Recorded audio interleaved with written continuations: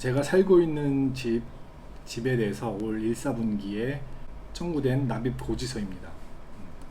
그럼 보시면 이 부분이 바로 지방세 부분이고요. 여기 보시면 5%, 이게 바로 그 5% 어떤 기준에 대해서 5%를 납부를 해야 되느냐, 이 뭐 영어로 돼 있고 한자로 돼 있는데, 이거는 앞에서 말씀드렸다시피 임대를 해서 1년간 얻을 수 있는 소득을 관련 기관에서 평가를 하게 됩니다. 그 평가의 금액이 홍콩 달러로 12만 4,200불, 한국 돈으로 따지면 한 1,800만 원 정도 되는 거예요. 그러니까 이제 제가 살고 있는 집을 다른 사람에게 임대를 해줬을 경우 1년에 1,800만 원의 임대 소득을 얻을 수 있다라고 정부 관련 기관에서 평가를 한 거죠. 자, 이 평가된 금액이 5%가 지방세죠. 5%를 계산을 하면 이 가격이 나옵니다. 6,210불. 자, 이 6,210불이 1년간 납부해야 될 부동산 보유세가 되는 거예요. 그 중에 이제 그 지방세, 이거를 4로 나누면 분기별로 나눠서 4번 나눠서 내야 되기 때문에 이 전체 금액을 4로 나누면 1,552.5불이 되는데, 그 금액이 바로 여기에 써 있죠. 그리고 이거는 할인을 해준다라는 거, 지방세 할인 1,500불을 할인을 해주는 거예요. 그래서 그 짜투리 금액해서 맞추면 이 지방세 5%에서 납부해야 될 금액은 53불밖에 되지 않습니다. 다음으로 그 토지세는 3% 보시죠. 역시 그 평가 금액은 위의 내용하고 동일합니다. 그래서 계산을 하면 3% 계산을 하면 총 3,726불이 나오고요. 이를 다시 4로 나누면 931.5불이 나오는데, 바로 여기에 금액이 적혀 있죠. 그래서 위에 있는 53불과 이 931불 짜투리 제외하고 더한 가격이 바로 984불. 이 948불이 바로 1, 4분기에 납부해야 할, 한국으로 따지면 비교를 하자면 종토세가, 종합부동산세가 되겠습니다. 다음으로 부동산 임대소득세를 한번 살펴보도록 하겠습니다. 자, 부동산을 임대했을 경우에 홍콩에서는 계약일로부터 30일 이내에 그 임대기관과 임대료 등이 포함된 등의 내용이 포함된 CR109라는 서식이 있어요. 이 서식을 작성해서 관련 기관에 신고를 해야 됩니다.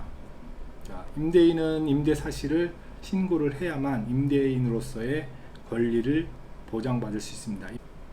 자, 임대 등록 인지세는 그렇게 비싸진 않아요. 예를 들어서 임대 기간이 2년이고 1년 평균 임대 수익이 한국 돈으로 1,000만 원이라고 하면, 이거는 위에서 보면 1년 초과 3년 이하 임대차 계약 경우 연평균 임대 수익의 0.5%잖아요. 그래서 1,000만 원 1년 그 평균 임대 수익이 한국 돈으로 1,000만 원이라고 하면 임대 등록 인지세는 25,000원이 됩니다.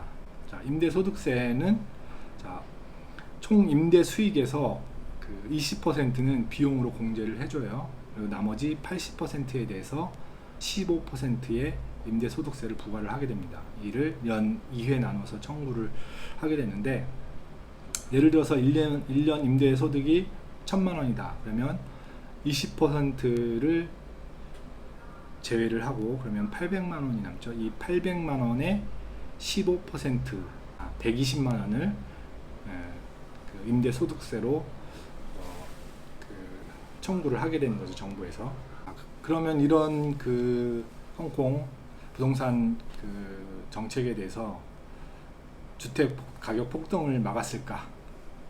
홍콩 부동산 정책에 존재하는 커다란 구멍이 하나 있습니다. 먼저 한번 살펴볼게요. 자, 홍콩 주택 구매 사례 3가지를 한번 살펴보도록 하겠습니다. 자, 사례 첫 번째, 홍콩 영주권을 가지고 있고 그리고 무주택자인 A씨는 홍콩 영주권이 없는 B씨와 50대 50 비율로 공동으로 600만 달러 가격의 주택을 구매하려고 합니다. 자, A씨와 B씨는 근친 관계가 아닙니다. 이들이 지불해야 하는 취득세는 얼마일까요? 자, 홍콩 영주권이 없다는 의미는 외국인뿐만 아니라 중국 본토인도 우선 해당이 됩니다. 자, 위 사례에서 세금 납부 기준은 홍콩 영주권이 없는 B씨 그리고 A씨와 B씨가 근친 관계가 아니라는 것, 이것이 바로 포인트입니다.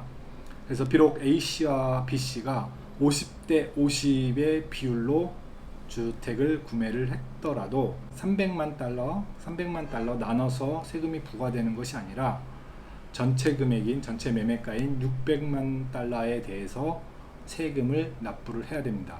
그리고 세율은 첫 번째 종가인지세 15%, 왜냐하면 B씨가 영주권이 없는 사람이기 때문에, 그 다음에 또 매수자 인지세 15% 해서 총 30%의 세율로 납부를 해야 됩니다. 그래서 총 납부해야 할 금액은 600만 달러의 30%인 180만 달러를 세금으로 납부를 해야 되는 것입니다.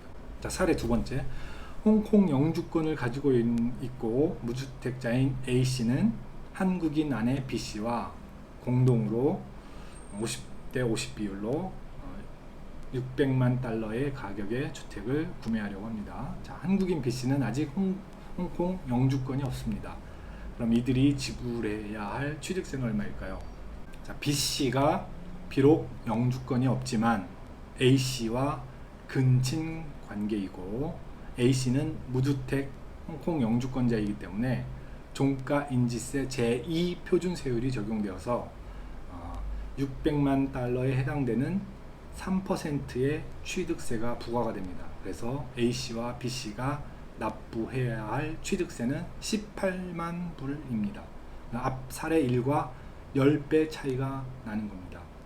사례 3을 볼게요. 자, 앞 사례 2에서 부부는 주택 한 채를 더 매입하고자 50대 50 비율로 보유하고 있던 주택을 아내 B씨의 명의 소유로 바꿉니다. 그리고 남편 A씨는 단독 명의로 다시 600만 달러짜리 주택을 구입합니다. 이때 남편 A씨와 아내 B씨가 각각 내야 할 세금은 얼마일까요?